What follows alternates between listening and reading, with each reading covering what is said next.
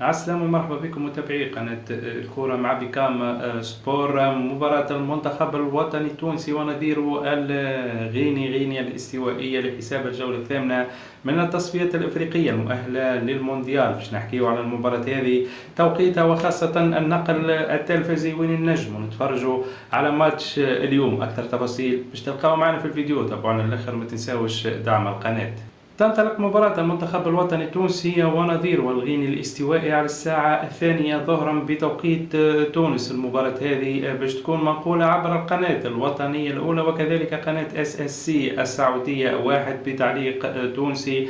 مباراة مهمة جدا للمنتخب الوطني التونسي من أجل ضمان التأهل للمرة السابعة في تاريخه لمونديال العالم. المنتخب الوطني التونسي ما زال تفصل 3 نقاط فقط عن التأهل بصفة رسمية لكأس العالم. إن شاء الله منتخبنا يرجع ب3 نقاط اللي باش تخليه يضمن الترشح ويكون متأهل بصفة رسمية، وتكون المشاركة ليه السابعة في هذه المسابقة الأكبر والأهم في تاريخ كرة القدم العالمية.